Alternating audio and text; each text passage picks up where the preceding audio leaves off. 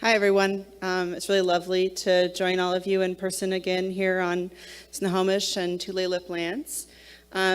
It's my real sincere honor and pleasure to introduce our keynote speaker.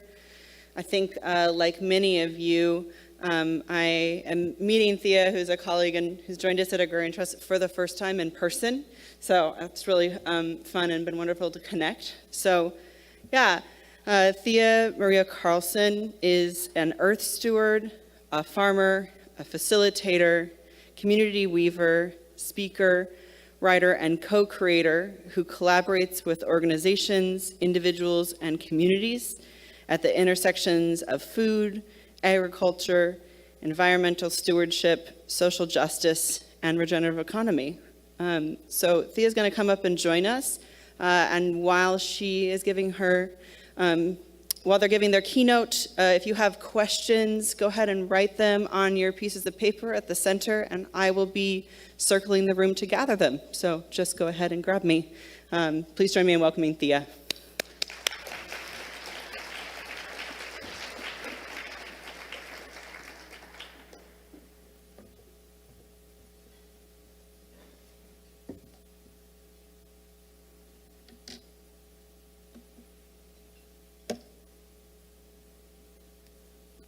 Thank you, Reese. Just waiting for the slides to get up.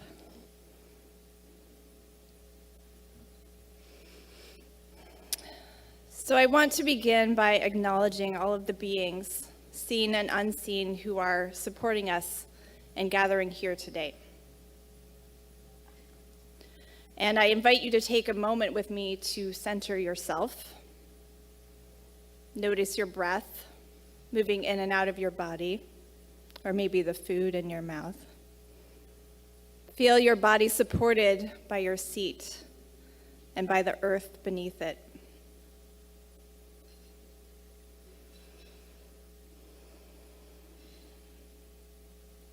Feel the gift that it is to be alive and be right here in this moment. I offer my gratitude to the Tulalip tribes, successors of the Snohomish, Snoqualmie, and Skykomish, and other allied tribes and bands upon whose homelands we are gathered. I offer gratitude for their stewardship of this land from time immemorial. I offer respect for their sovereignty and their right to self-determination. I honor their sacred spiritual connection with the land and water. I offer gratitude to the Wapo people who from time immemorial have stewarded the land where I live and work in Northern California. I acknowledge and celebrate Wapo resilience, their ongoing sacred relationships with the land, waters, animals, plants, and other non-human residents of the Mayacamas Mountains. I offer gratitude to the entire planet Earth, who generously and unconditionally supports us in every moment of our lives. I offer gratitude to the soil, the water, the wind, the sun, the rain, and the fire that nurture all of us and the multitudes of other living beings with whom we share this planet. I offer gratitude to my ancestors, my mother Lorna, who gave birth to me at home in a bathtub about 10 miles from here in North Seattle on the lands of the Duwamish people, and raised me and my sister Zoe with a deep connection to nature in what she called Earth School. My father Mark, who tended the vegetable garden with baby me strapped to his back, and when I got old enough to help him, took me out to the garden to pick snails off the lettuce by flashlight and feed them to the ducks and geese at the nearby pond. My grandmother Ellen, who lived across the Cascades on the land of the Wenatchee people, and taught me to sew and bake and make preserves. My grandfather Ted and grandmother Lydia, who lived on the land of the Wapo people, who shared their enjoyment of eating good organic food and took me on all-day adventures across the 250 acres they stewarded, learning the smells and textures of the Mayacamas Mountains that I now call home.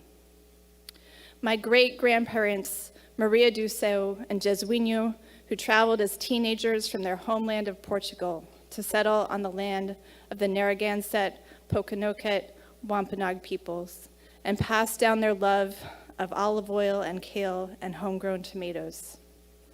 I offer my gratitude to all of our ancestors, whose lives over countless generations made it possible for us to be here and give our gifts to the world. I offer gratitude to the farmers and farm workers who grew the food we just ate, to the animals and plants that gave their lives to nourish us. I offer gratitude to the people who harvested, washed, packed, processed, and transported the food to this convention center, the staff here who cooked and served the food and are now cleaning up after our meal. I offer gratitude to the people who prepared this space for us and the people who will come and clean up after we leave. I offer gratitude to the interpreters who are making these words accessible in Spanish in real time. I offer gratitude to the people who are stepping in to care for our children and elders and animals and plants so that we can be here at this conference, whether in person or online.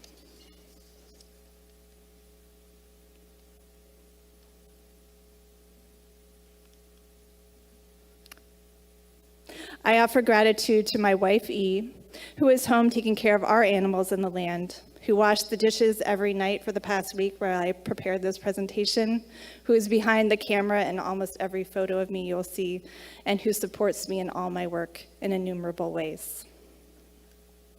I offer gratitude to all those who came before me, and for the technology that doesn't always work how I want it to. All those who came before me, the many, many people and non-human relatives whose knowledge and wisdom, research, and life experience have contributed to what I will share with you today. I am a farmer and an earth steward. I've been involved in farming and food systems for more than 20 years, beginning as a teenager when I volunteered as a farm labor organizer in the Central Valley of California. I've worked on urban and rural farms, developed school and community gardens, and helped thousands of other people grow food through educational work. For the past 6 years, I have lived in tented land in California at Monon's Rill, an intergenerational intentional community within the territory and homelands of the Wapo people.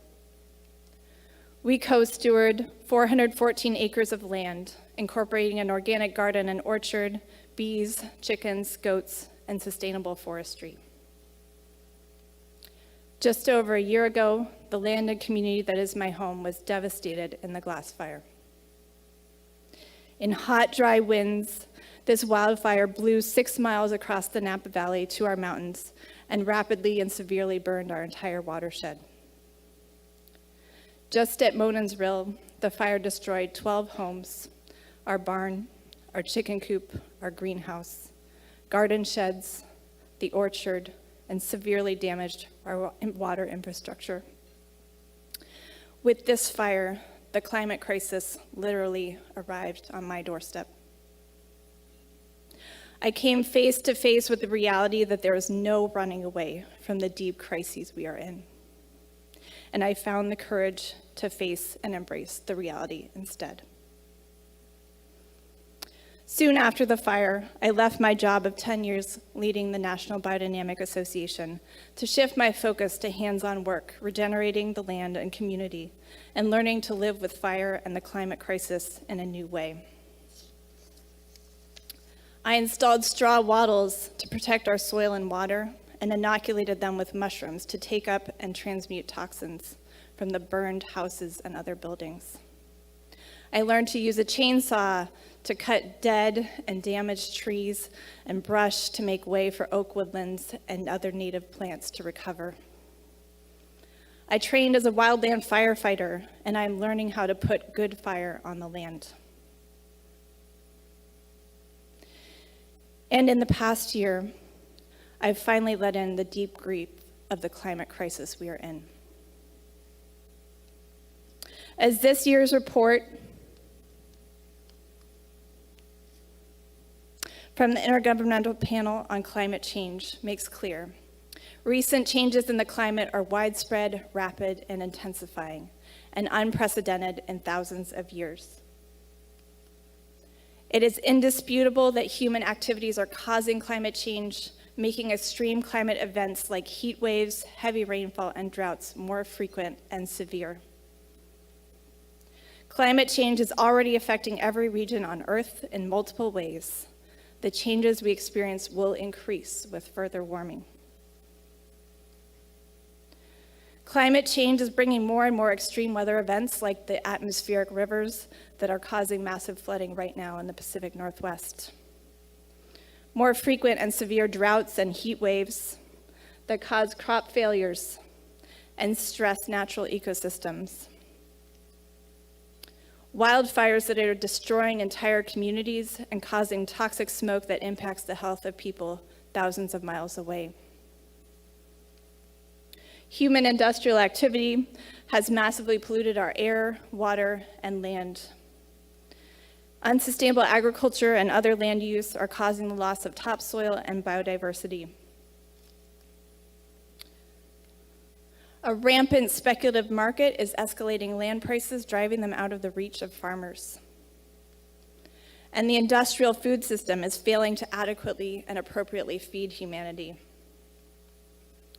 Massive social disparities rooted in centuries of systemic oppression persist in health, food security, education, and many other measures of well-being. There is widespread and deep injustice with our institutions and the people within them disproportionately harming, killing, and locking up Black, Indigenous, and people of color. And on top of all these crises, we're having some communication issues. On top of all these crises is the global pandemic, which has caused over 5 million people to lose their lives, 250 million to become sick, and further exacerbated many of the other crises we are already facing. Farmers are on the front lines of all these crises, and I'm sure every single person in this room and viewing online has been directly affected in some way. It's easy to gloss over these, to push them away, but I invite you to really take it in. See if your heart can hold all that hurt.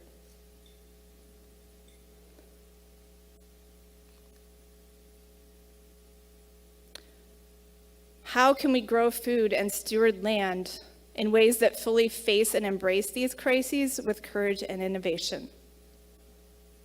I have a lot of ideas. I want to warn you, there's a lot of information coming your way, but you don't need to write it all down. There's a website link right there, theamariacarlson.earth/tilth, and a QR code if you want to be fancy and scan it on your phone, so you can only write down what you want to write down and know you can get all this information later. Also, just as a reminder, if you have questions while I'm speaking, there is paper on your tables. You can write them down, and Reese will be collecting them. So I encourage you to write down any questions you'd like me to address after the presentation.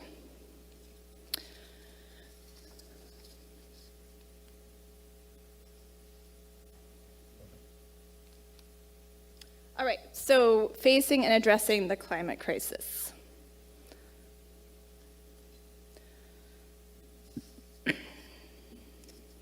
Why is the climate changing and leading to mounting instability and severe weather and temperature events?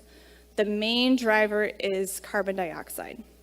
And you might remember from a science class long ago that carbon is known as the building block of life.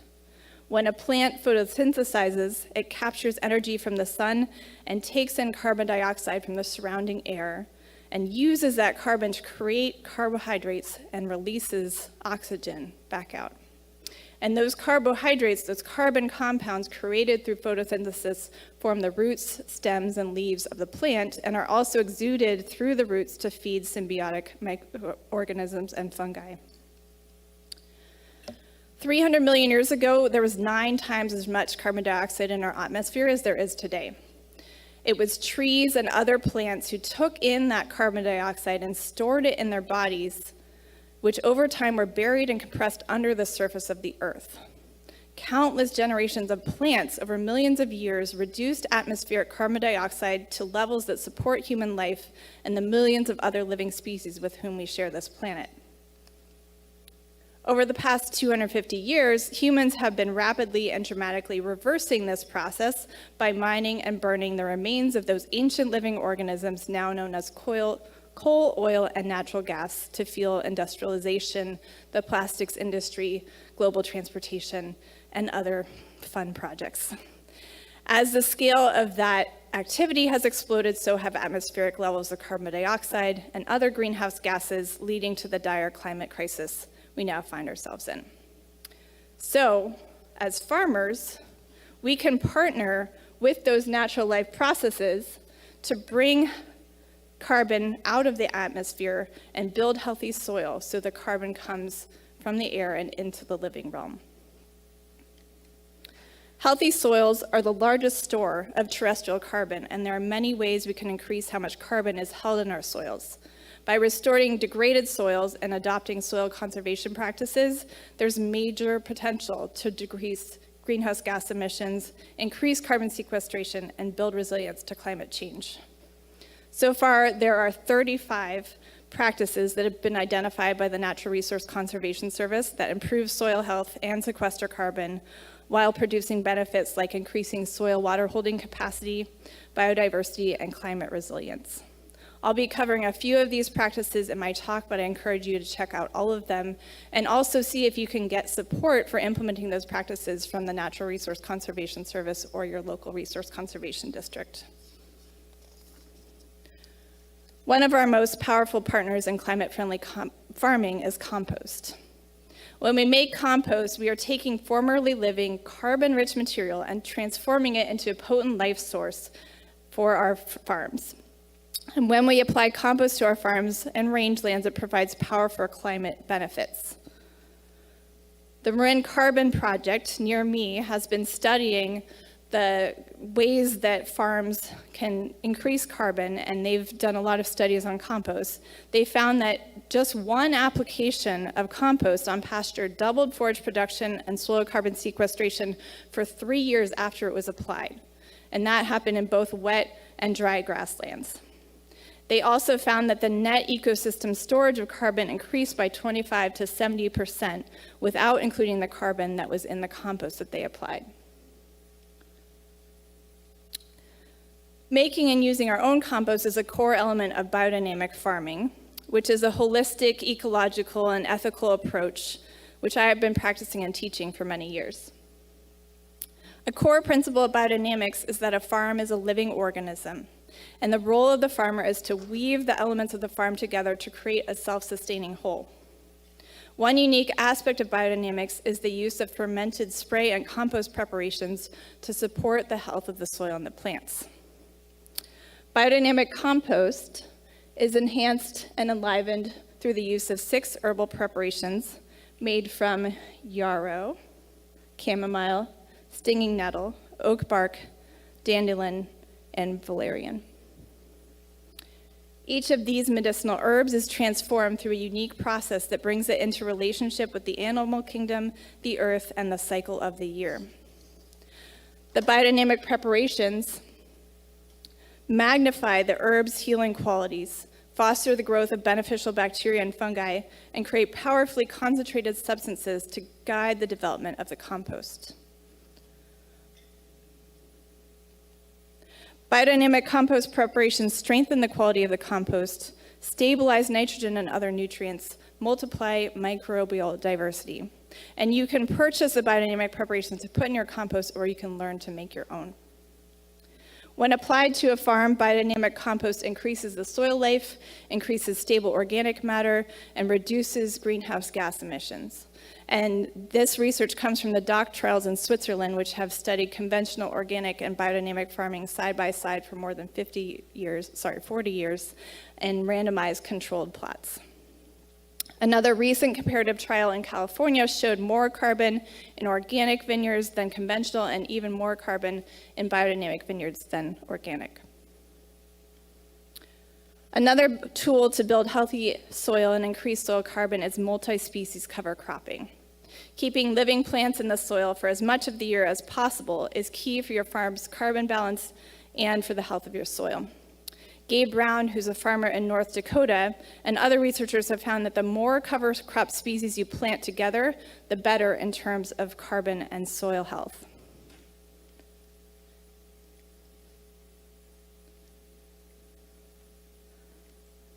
I'm really missing being online and you could just click the slide and see it. There are great things about being in person, but this remote and I are not getting along very well. Anyway, but look at those beautiful seeds. So if you want to get more benefit out of your multi-species cover crops, try a seed bath made with compost. So this is something that I learned from Dr. Christine Jones, a researcher in Australia. And she has found that bathing seeds in a cold compost extract, I use biodynamic compost, increases the number and diversity of beneficial microbes, the number, size, and health of plant roots, and therefore the amount of carbon that the plants are bringing into the soil. At least some of the magic of seed baths, as well as the biodynamic spray preparations, can be explained by quorum sensing, which is the process through which microbes communicate. When we put compost or a biodynamic preparation in water, all of the microbes within it release their chemical signature into the water, signaling their presence to other microbes. So when we spray a biodynamic preparation on the soil, it's sending out an invitation for more microbial life to come and proliferate within the soil. And when we soak our seeds in this compost extract, the seeds get the message in their seed coat that beneficial microbes are waiting for them. So as soon as they germinate, they start producing root exudates to feed the microbes, which support their proliferation, make the roots bigger, make the plants healthier, and more carbon goes underground. It's really cool stuff. Another important benefit to note of all of the practices I've just described is that they help plants adapt to climate change, because we know we're not going back to the stability that earlier generations of farmers used to enjoy. We are going to have more instability no matter what we do, and biodynamic and carbon farming practices can support plants in resisting the pests and diseases that come from climate stress and withstanding things like droughts and floods that we're going to keep having more and more of.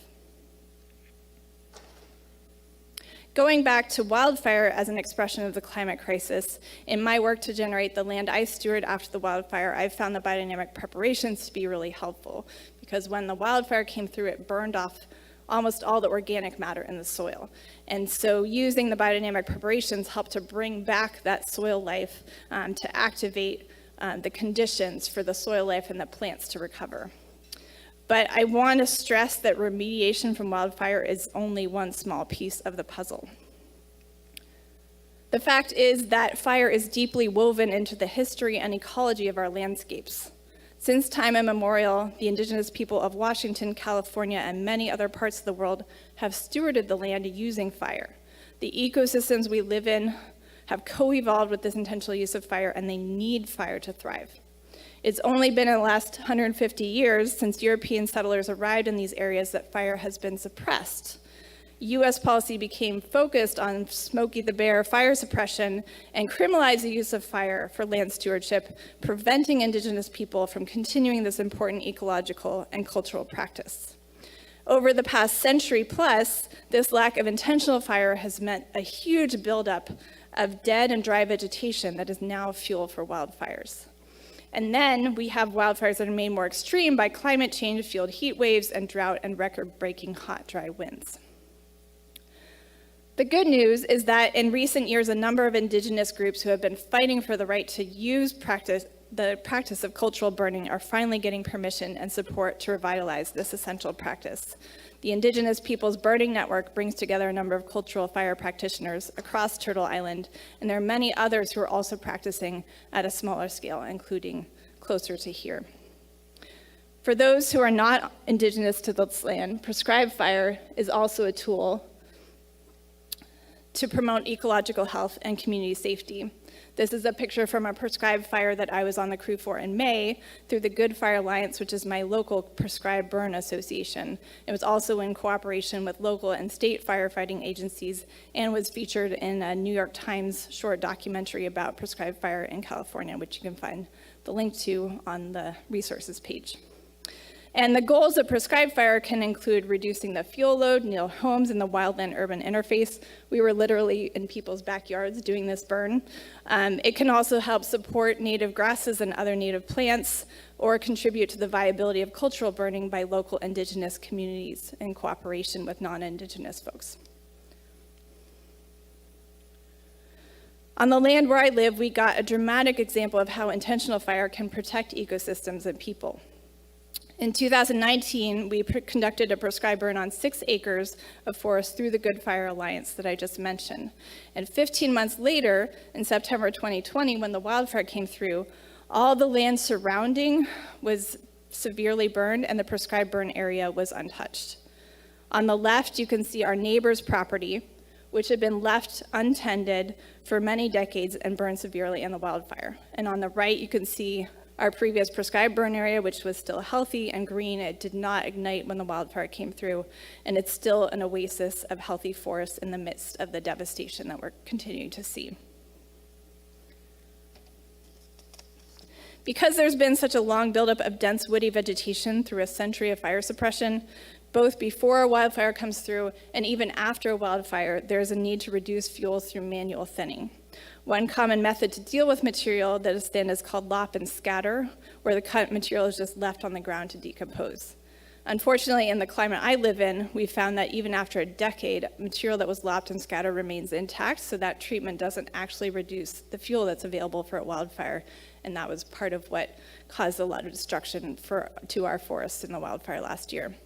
So we've switched to doing a lot of pile burning, but unfortunately, going back to the carbon cycle we talked about earlier, when we burn wood, even in a pile burn, that carbon in the wood goes back up into the atmosphere. And the impacts of pile burns are much less than wildfires, so this is still a much better solution, but we want to retain as much carbon as possible. And the way that we've started to do that is make biochar. So to make biochar, if you're doing a pile burn, you will use water to extinguish the pile when it gets to the coals rather than letting it burn all the way to the ash.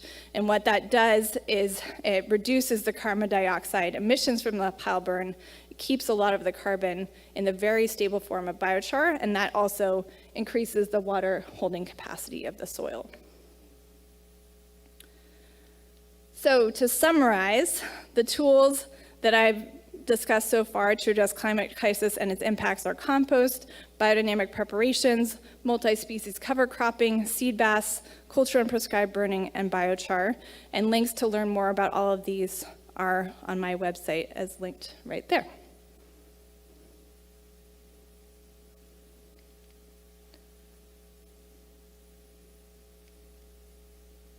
So let's turn now to facing and addressing injustice in land, labor, and the food system. Here in what's now known as the United States, we have a long legacy of deep harm in agriculture. One of the deeply troubling pieces of our agricultural legacy is land theft and violence to Indigenous people. When Christopher Columbus reached the Americas in 1492, at least 10 million Indigenous people lived in what is now the United States. By 1900, there were less than 300,000. Disease, violence, and forcible removal from their homelands decimated the lives and livelihoods of Indigenous people. Since European colonizers arrived here on Turtle Island, settlers and the United States government have systematically and unjustly stolen 98% of the land that Indigenous communities have lived on and tended since time immemorial.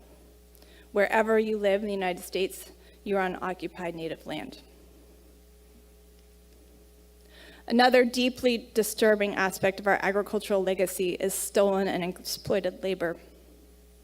A primary reason that European colonists stole land to create the American colonies was to supply the colonizing European countries with agricultural crops like cocoa, coffee, cotton, rice, tobacco, and sugar. In order to grow these crops on a massive scale to bring back to Europe, the colonialists needed labor, and after decimating the populations of people indigenous to this land, they abducted indigenous people from West Africa who had incredible knowledges and practices for growing food and building soil in their subtropical climate. Those human beings were then piled as cargo into the ships that sailed back to the Americas after dropping off those crops in Europe, where they were sold into slavery to grow more crops for the colonizing countries. Over the course of 400 years, the transatlantic slave trade violently ripped 25 to 30 million people from their homelands, where they had lived and grown food in sacred relationship with the land for countless generations. Not only were those people separated from their families, not only did many die in the course of the journey across the Atlantic Ocean, those who survived were then forced into a deeply troubled relationship with the land as agricultural slaves. The legacy of that deeply troubled relationship still lives in our soil and still lives in the souls of human beings. In the United States, agricultural slavery continued for hundreds of years and was only made illegal in 1865. Immediately after slavery was abolished, new laws and practices were put in place to deny African Americans freedom and access to land. Over the course of the past century, racist policies, discriminatory practices by the USDA and the Farm Service Agency, and violent acts of white supremacists have led Black farmers to lose 90% of the land that they once owned. Today, less than 1% of the land in the United States is owned by Black people, even though they make up 13% of the population, while 98% of land is owned by white Americans. Human atrocities connected to agriculture, almost entirely based on race, have continued to occur to the present day. Chinese farmers were encouraged to immigrate to the United States in the mid-1800s to work on farms and railroads, and they made up 90% of California's agricultural labor force in 1870. Then they were denied their rights to live in the U.S., own property, and travel through the Chinese Exclusion Act of 1882. During World War II, 120,000 Japanese Americans, many of whom were landowning farmers, were incarcerated and their land was stolen. And millions of workers, many who have immigrated from Latin America because of the unjust forces of globalization, continue to be exploited, mistreated, and abused through the United States food system, from farm fields to slaughterhouses to restaurants.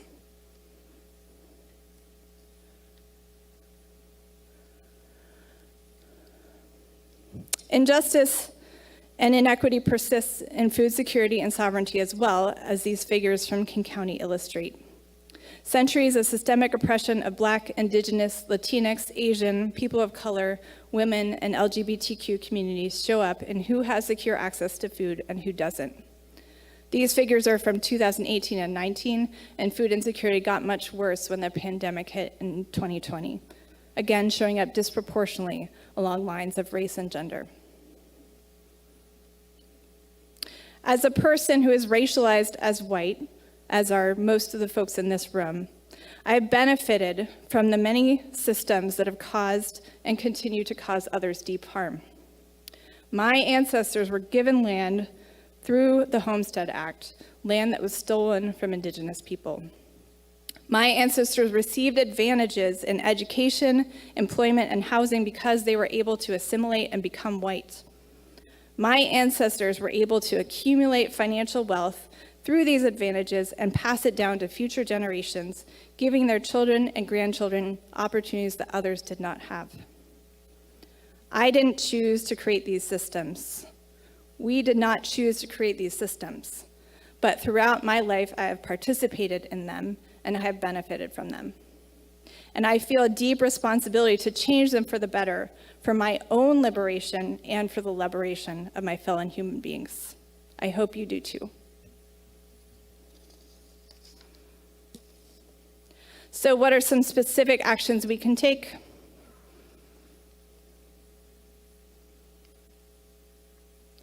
We can support reparations, rematriation, and land sovereignty for Black, Indigenous, Latinx, Asian, and other farmers of color. Through this map from the Northeast Farmers of Color Land Trust, farmers of color are claiming their sovereignty and calling for reparations of land and resources so they can grow nourishing food and distribute it in their communities. This map offers a vehicle for people with resources such as land or money to give directly to Black, Indigenous people of color or BIPOC farm projects, including several here in Washington State. Just a few days ago, I attended a great webinar organized by the Sustainable Economies Law Center with practical information about rematriating land to Indigenous communities. And although it was focused on California, much of the content is relevant to any state. I highly recommend watching the recording if you're interested in land back, whether that is land you hold title to or supporting the return of land by someone you know, an organization, a corporation, a land trust, or a local government.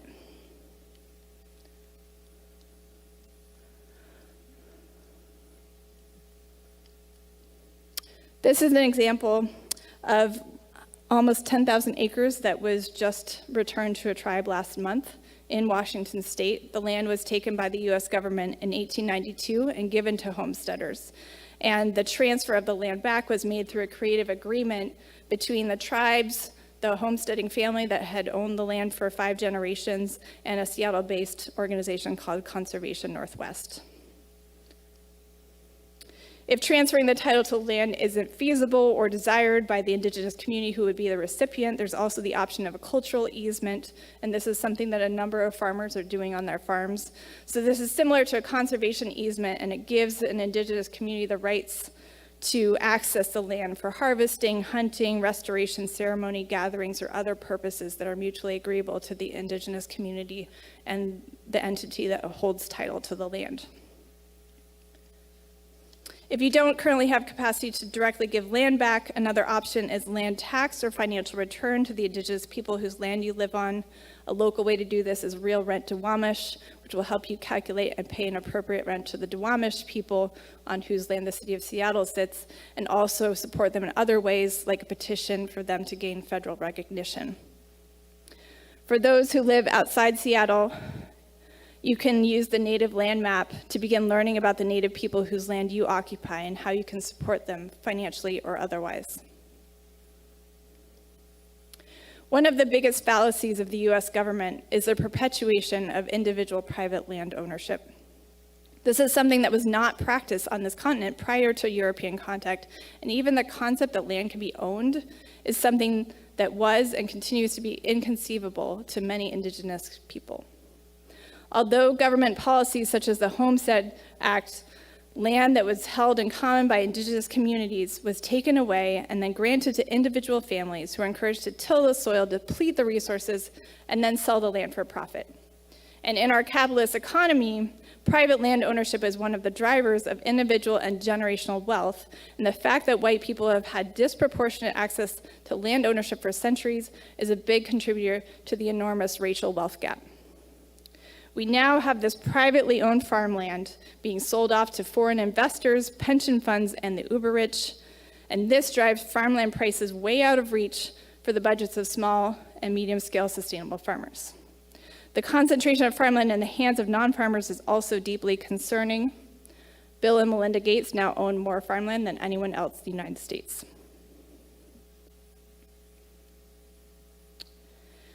In addition to and in concert with land return to Indigenous communities and farmers of color, moving land into the commons is an important tool to counter escalating land prices and the concentration of farmland into fewer and fewer hands. One model for this is the Agrarian Commons, which brings land into local community ownership and stewardship with the support of a national nonprofit land trust, Agrarian Trust, which I recently began working for and which Reese works for as well. The Commons is structured as a 501c2 or 501c25 limited scope nonprofit, which holds the title to the land, oversees its ownership, and conveys leases to farmers. The board of each commons is made up of 1/3 farmers, those same farmers who are leasing and stewarding the land, 1/3 local community members, and 1/3 Agrarian Trust representatives. This open source model is currently being piloted in 13 commons across the United States, including the Puget Sound Agrarian Commons here in Washington, which a number of you got to hear about at the workshop this morning, and which is currently seeking a farmer for its first farm on Whidbey Island. If you missed the workshop, you can find Reese, who introduced me, over there in the back, and learn more about the Puget Sound Agrarian Commons and the process for applying to be the farmer there. I recently joined the Agrarian Trust as a co-facilitator of the New Commons Alliance, to connect all of these commons and more that are coming online, as well as other aligned organizations and initiatives to learn from each other and share this model out to other interested communities. Our goal with Agrarian Commons is not only to support farmland access for next generation farmers, but also contribute to land justice. For example, the recently formed Central Virginia Agrarian Commons supports BIPOC control of land for building resilient regional food systems. The founding board members of this commons share a goal of repairing the harms of Black land loss and that have impacted Black farmers in Richmond, Virginia, and the surrounding region. This Agrarian Commons is governed by a majority Black board, centers the interdependence of rural and urban communities, and models land justice through a gift of generationally white-held land. For those of you who are farmers, there are a number of things you can do within your farm business to support food justice. Soulfire Farm created this guide for farmers who want to supply low-income communities while maintaining financial sustainability. And I highly recommend you read the full guide, which is on their website, but I pulled out a couple examples just to share with you some of the wisdom that's within this guide. One of the examples is their sliding scale farm share model. So their shares run from zero cost all the way to $1,000 for the season, depending on the resources that their members have, and includes an option for paying with SNAP and EBT. Another is increasing accessibility through doorstep delivery to low-income communities where transportation is often a barrier to getting fresh food. Soulfire Farm is near Albany, New York, and so they offer doorstep delivery to the lowest income neighborhoods in Albany while asking their customers from wealthier neighborhoods to travel to group drop points within these low-income neighborhoods to pick up their produce. On this slide, I've replaced their map of Albany with a map of the Seattle area. This is from energyjustice.net, and you can see the neighborhoods broken out by income. So if you wanted to follow a similar model, if you were a CSA farmer, you might target the neighborhoods that are red on this map for doorstep delivery. This energy justice map covers the whole United States and maps race as well as income, so it's a great interactive tool to learn more.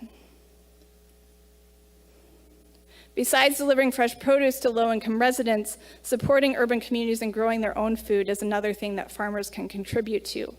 In response to the pandemic and interruptions to the food supply in the spring of 2020, an organization that I'm part of, Celebrating Women's Leadership in Food, connected urban and rural farmers in a mutual aid project where rural farmers who had extra greenhouse space grew seedlings for urban farmers that didn't have greenhouses so they could grow more food for their own communities. And this is something that was not just a charity model, but really built relationships and connections towards strengthening the local food system and sharing skills and knowledge in all directions, and something that we continue this year and plan to continue next year as well. Another resource from Soulfire Farm is their Food Sovereignty Action Guide, which offers dozens of simple and more complex things that anyone can do, regardless of whether you farm or not, to support justice and food sovereignty, and it's also available on their website. A few of the many action steps in this guide are contacting your elected officials to encourage them to support food justice policies, and Catherine Unn, who's the keynote speaker from the National Young Farmers Coalition tomorrow, will share a lot more in the policy front. Another key action is supporting existing organizations that are led directly by those who are impacted by the issues and putting your skills to work to support Black, Indigenous, people of color-led farms and organizations and buying their products. Since I don't live in this area, I'm not aware of all the local BIPOC-led organizations, but I did some research to find out some that I would encourage you to check out and learn more and do your own research as well. And links to all these organizations are also on the webpage I mentioned before. So this is an article I found from Seattle Met. It lists 9 BIPOC-led farms that deliver produce to Seattle. So this was released on Earth Day of last year, and I'm sure many of them will continue to offer CSAs in the coming year. There's the Black Farmers Collective, Nurturing Roots Farm, Native Work Sovereignty Farm, Kamayan Farm, Ebony by Nature, Familias Unidas por la Justicia, Feast Seattle, and Gathering Roots. And there's a lot more to say about each of those organizations, and you can find links to all of their websites on my website. So just to sum up, these tools that I've recently shared for addressing land and food injustice are land return, rematriation, and reparations, cultural respect easements, agrarian commons, innovative farm business models, cooperation and mutual aid, food, and the food sovereignty action steps like policy advocacy and supporting BIPOC organizations. So I've shared a lot of tools and practices, and while those are important, there's something deeper that is also needed to address these crises. All of the crises that we currently face have a common root. That root is separation.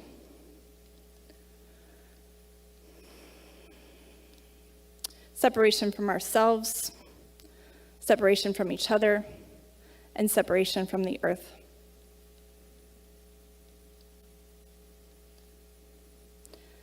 That deep wound of separation causes people to lose touch with their humanity and inflict incredible harm on their fellow human beings, to desecrate the living systems that support us. The deep wound of separation has led humans to create structures and systems that exploit, oppress, and extract from some people for the benefit of others, that treat both humans and land as commodities to be used, bought, and sold. All of the tools that I've offered in this talk will be meaningless if we don't also shift our way of being in the world. As one of my beloved teachers, Reverend Angel Kyoto Williams, says, love and justice are not two. Without inner change, there can be no outer change. Without collective change, no change matters. To heal the deep wounds in our society and our planet, we must start in our own hearts, cultivating the love that is also justice for ourselves, for our fellow human beings, and for the whole living earth.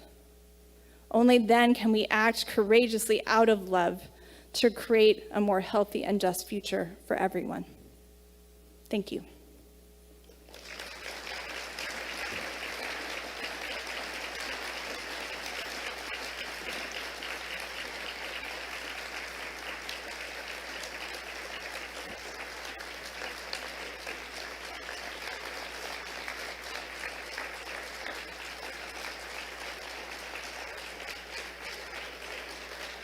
I think we do have time for a couple of questions if you have any, Reese.